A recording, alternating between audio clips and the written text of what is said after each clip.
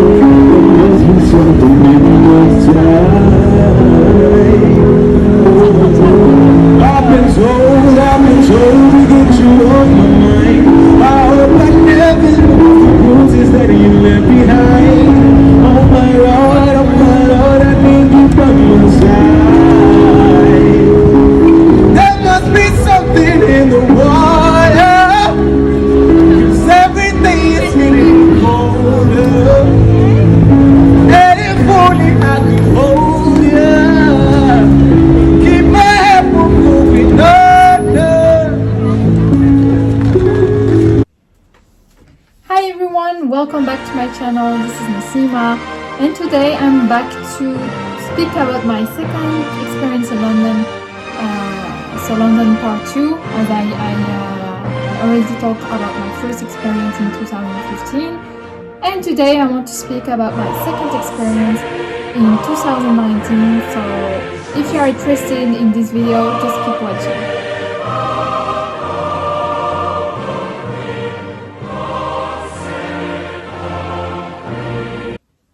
So London part 2. Why did I go back to London in 2019? So why? There is a few reasons. The first reason is that I failed to one of my exams. So I took back my studies in 2017 for a Master in Science of Education, which I obtained. I have my master degree now.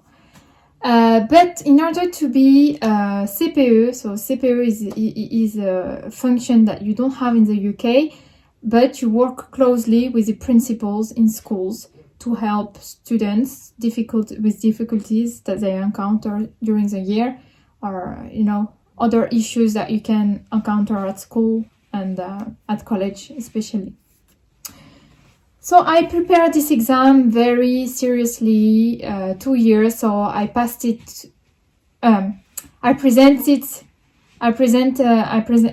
myself twice during the year. I mean, first year of master I failed. Second year of master I failed. Even my mark was higher than the first time. I was quite disappointed because I really wanted to do this job for forever. I was thinking that this was something for me, and after I had also 2 years internship, I really liked the work in general. But I saw that I wasn't succeeding to the exam, so I was kind of frustrated when in 2019. And it was summer. I just had the results, and I was like, I failed, and I was really angry. And I felt like I needed something new. I wanted to restart something new, and I felt as well that I didn't have a place in this society. Really, I felt like, what? I worked so hard. I did everything. I didn't have my exam. I was shocked. I was like, what is going on? So I said to my family, I said, guys, honestly, I'm not even staying here. And I left in 4 days, which was a huge shock for my family, of course, because we are very close. And yeah. Oh, sorry, I just have I'm coming back. Coming back. So I'm back. Sorry, I had a little issue. So yeah, I was telling you I'm very close with my family, with my sister especially, with my sisters, and I felt really I didn't have any choice. I don't know if you understand me, but at one point in your life you're like, oh, I tried everything, I did my best, I really did my best, and I was thinking I have no future here, so I had to leave in emergency. So then I left. So let's start for the second part of this video. So when did I leave? So I left in 2019 in June. I left directly, as I told you, in a few days. And the first reason why was that I had my friend, she's French, we met here around near Paris, and she was in London. She told me, Nassima, come, you need fresh air, come to London, see us, see me. And I have a nice roommates, that was 2 other girls, and she said you can stay at my place for 2 weeks, and then you will see if you want to stay or not, which I did, of course. I went there, and I stayed there for 2 weeks, and I decided to go back to France to pick up my stuff directly without hesitating. And I was motivated to do any work that someone will give me in order to just to do the integration in the UK again, which was not the first time. As I told you, I went there 2015, so the country wasn't new for me. I knew how it works. I knew the mentality, and I know that they're very nice in general. So it was not difficult for me. So I started to find a job when I was settled. I mean, I was in the UK, and I wanted to accept anything. So first of all, I was thinking to do like in 2015, just to work in a shop for a few months in order to find something appropriate for me. So paradoxally, I remember when I was applying on restaurants, stuff like this, people were looking at my CV, and honestly, I don't want to be arrogant or so, but I just explain you my experience. People are like, wow, what are you doing here? Why do you want to work here? And I was like, yeah, I come from France. I didn't came back since 5 years in this country, and I just want to work for now in order to have money, and then to find something later, because you cannot come in 2 days and you have a job that will fit your criteria. Especially in the United Kingdom, a lot of people are immigrating there. It's overcrowded, and there is not too much offers compared to 2015. I saw the difference. It was not the same. We clearly could see that the crisis, you could feel the little bit of crisis in the UK as well. So then I was very patient, and I was talking with people, and they said, no, Nassima, I don't think you can stay here even for 1 month. You should just look for something from your level, because obviously you have no reason to be here. And my friend, I remember sometimes she was with me to apply, and we were shocked. We were looking like, what? Like in France, it never happened to me that someone says, oh, this is not from your level. No. You should continue. You should be motivated. You will find in your no, guys. I'm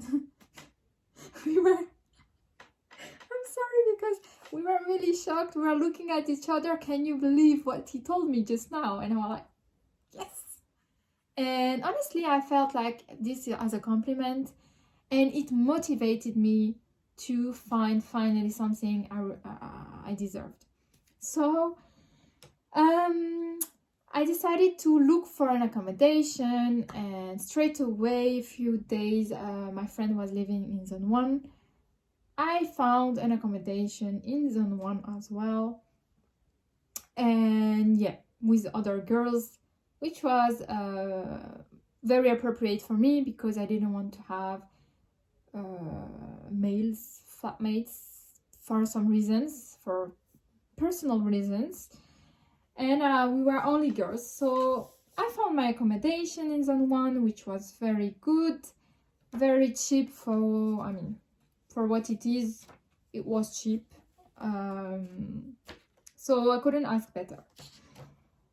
After I was looking at my place for a job, and I was applying, I had some calls, and finally, in even 1 week, I found something in Zone 2. I'm not going to give the name from this company, but it was in zone 2. So let's talk about my work experience now. So keep watching. My work experience. So I found, as I told you, a job in an office for a big hotel company. I was handling Benelux, so Belgium, Luxembourg, and Netherlands. We had to communicate in the 3 languages, so someone who's speaking Dutch, French, and English like me was needed. And to be honest, at the beginning, I didn't saw some dysfunction. How do you say? I didn't see. At the beginning, it was okay. After 3 days, I felt like it was strange. Honestly, it was really strange. I didn't like the management. I really didn't like the management. Like, the manager was really rude. I don't know how to say this, but I'm not someone complicated. Honestly, I have been working in France for many years. I never encounter any particular issues with this. Of course, I'm direct, I'm a very transparent person. When something I don't like, I'm going to say it directly, because we are in a working environment, and I don't want to feel bad when I go home. I don't want to be someone who's hiding or is not communicating with people. I hate this, honestly. I don't think, a lot of people in general, when you hear burnout, depression, is because of the first reason is a working environment, and I take it very seriously. I'm someone very professional in my work, so I was feeling there were some people who are not professional at all, and I was starting to say, listen, if you want me to stay here, you really need to communicate in a way that is appropriate. You cannot aggress people verbally. You cannot say what you want, because you have a status, as I already told you. I really like injustice. For me, it's the worst thing you can do. But unfortunately, the society is not always fair. And honestly, I didn't like it. So I told them, I said, I don't like it. And I left 2 months after I left the company. And I said, no problem at all. I will find something else, and if I don't find something else, then I will go back to France. And life experience is with failures, is with everything, and this is like life is as it is. So you cannot cry. I wasn't crying. But I was very frustrated.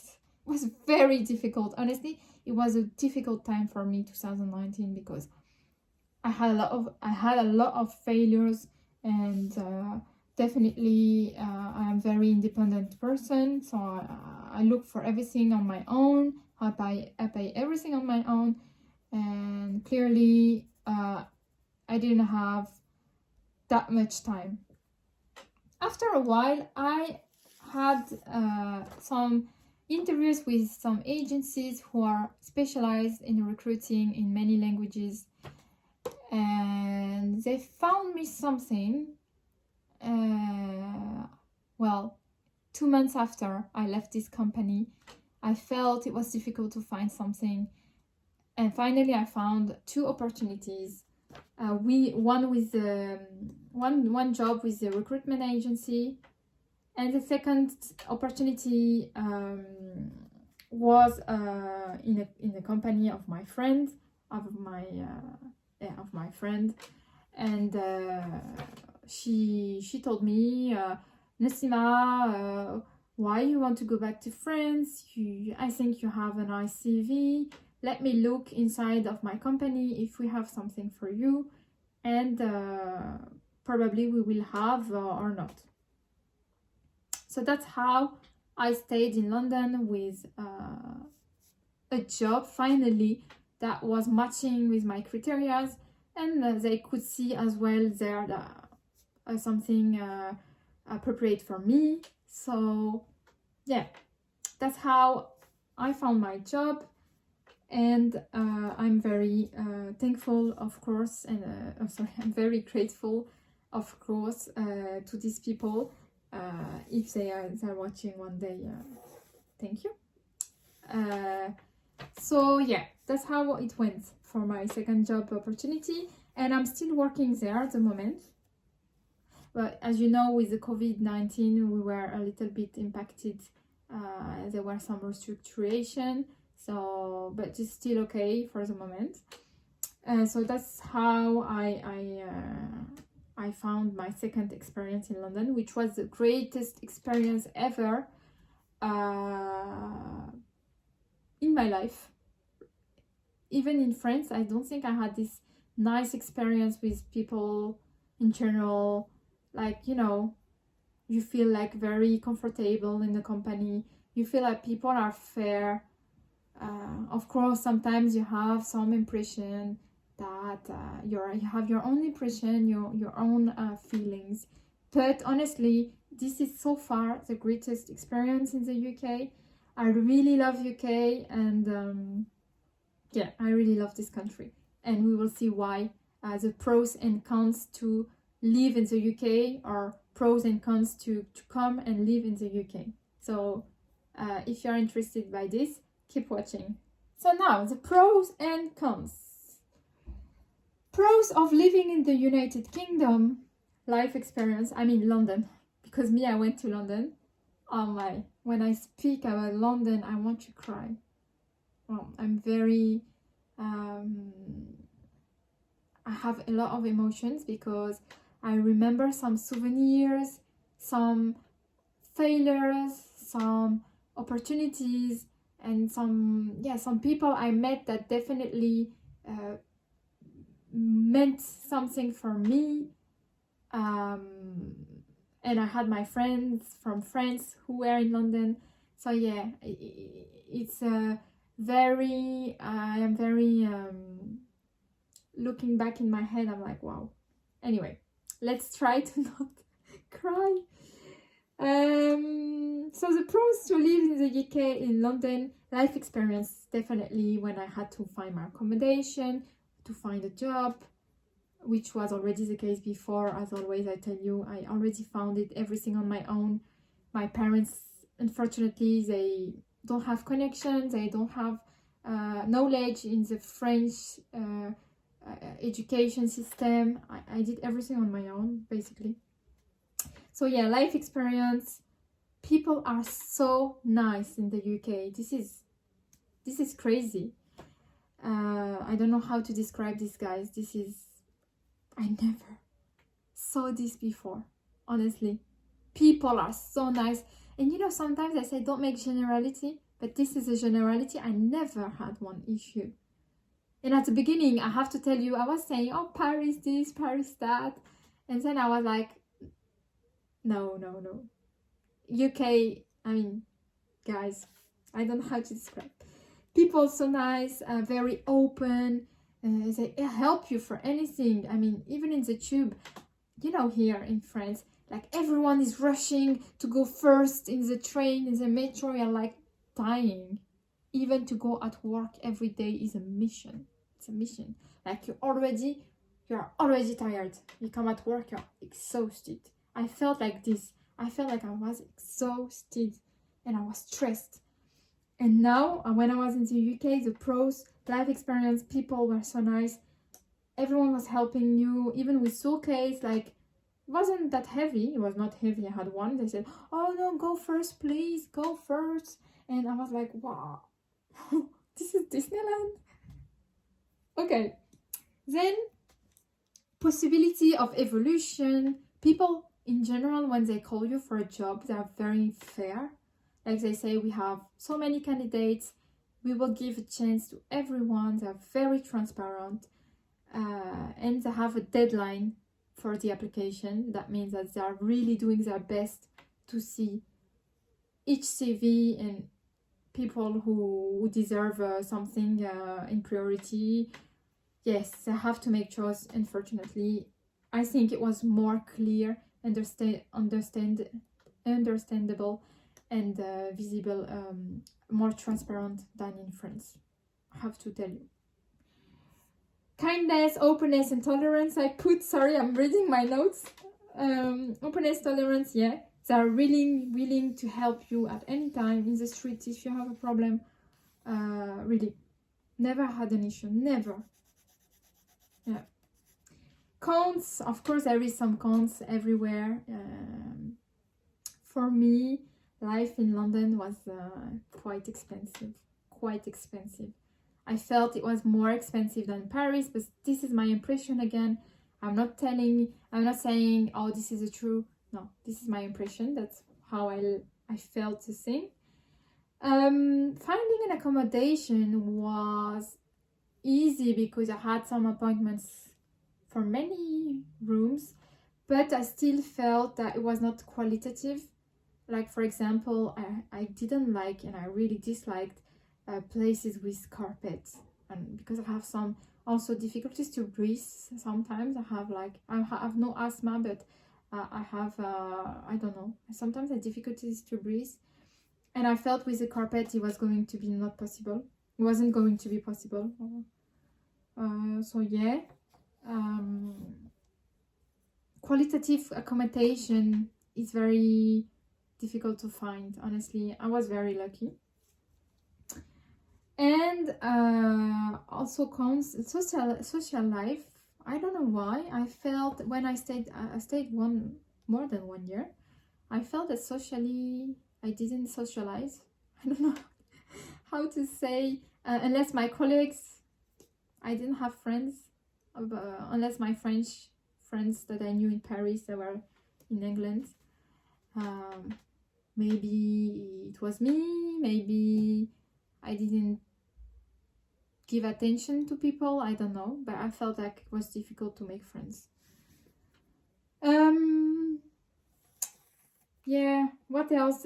French products, of course, I was missing, but you have a lot of French in the UK, and I was regularly going back to France to my family, and I could bring some stuff from there. So yeah, that's not a big point. The price of everything, like food, I don't know, rent, underground, expensive. Wow, I never saw this as well. It's very expensive. Like me, I was paying £50 a week. Well, you will never see this in France, definitely. It's 73 euros per month, and your company has to refund you the half of the money, which is not the case in the UK. I remember when I came, I said, okay, can I give you my, for the transport, so you can pay the half of the transport? I said, we don't have this. I didn't know, honestly, I didn't know they didn't have this system.